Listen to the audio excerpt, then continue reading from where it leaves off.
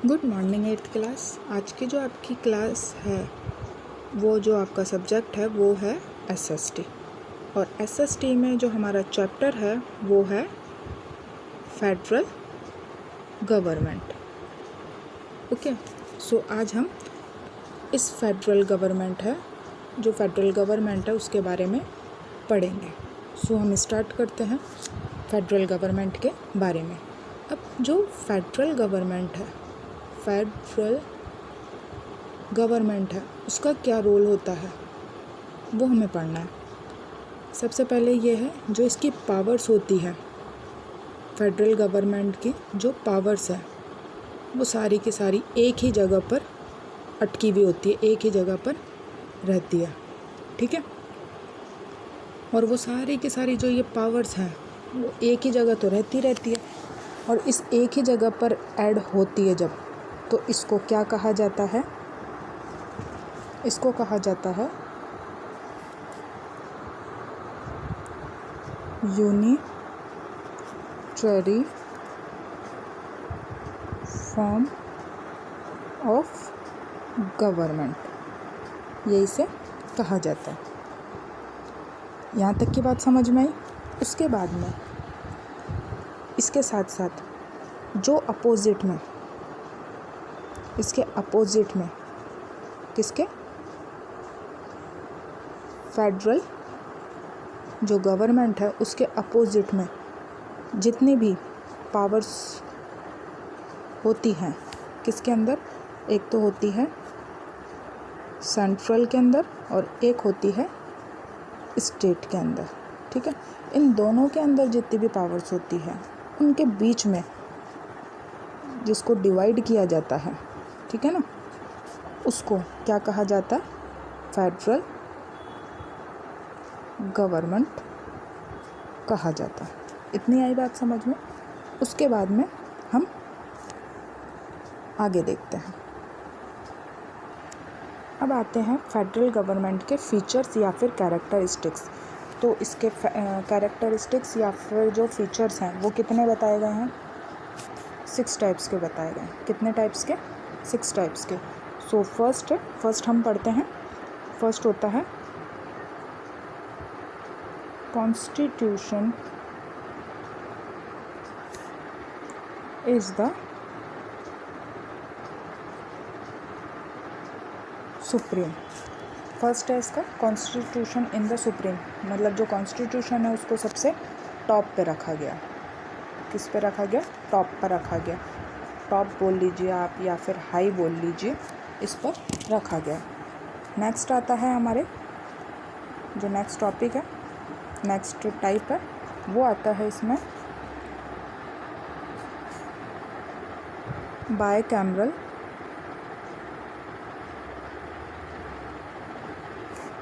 Legislature. अब इसका क्या है बायकैमरल का? बायकैमरल लेजिस्लेचर का, लेजिस्लेचर को बोलते हैं विधायिका। क्या बोलते हैं?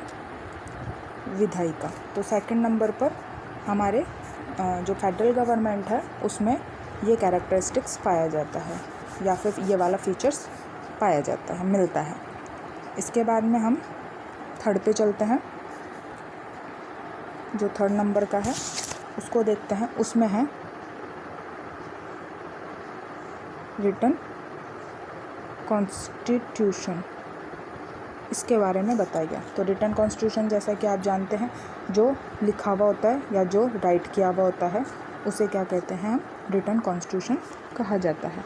रिटन किस में है पाया जाता है? एक तो नॉर्मल कॉन्स्टिट्यूशन में भी पाया जाता है और एक फेडरल में भी पाया जा रहा है। ठीक है, उसके बाद में आता है आपके फोर्थ नंबर का फीचर पाया जाता है या फिर कॉन्स्टिट्यूशन पाया जाता है। फोर्थ नंबर का कैरेक्टरिस्टिक्स या फिर फीचर है वो है clear division of powers of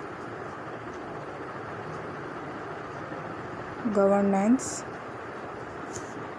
between the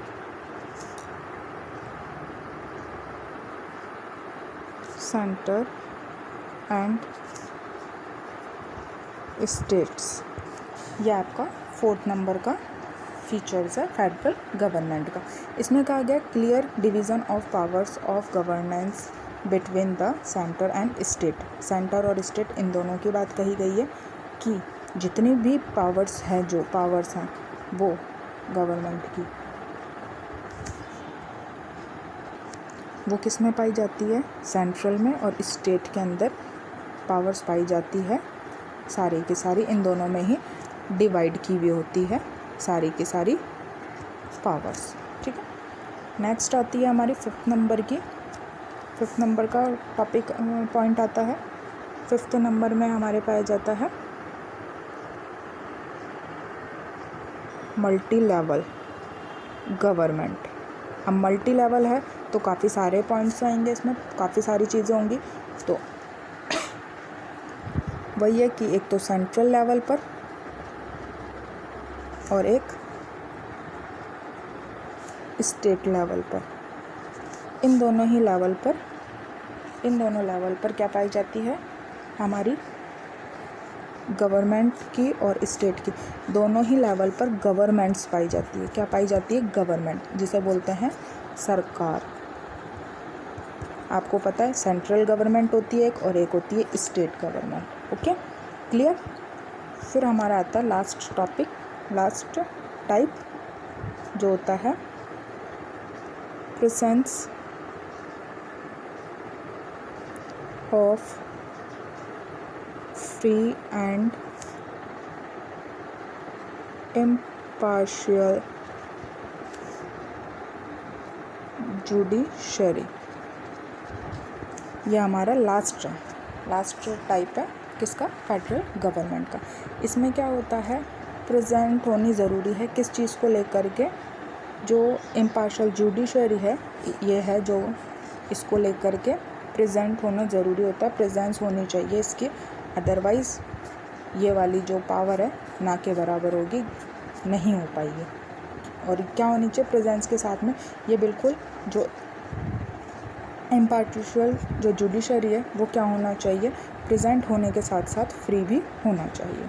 so आज हम इतना ही पढ़ेंगे फेडरल गवर्नमेंट में, नेक्स्ट उसके आगे का हम कल पढ़ेंगे। ओके।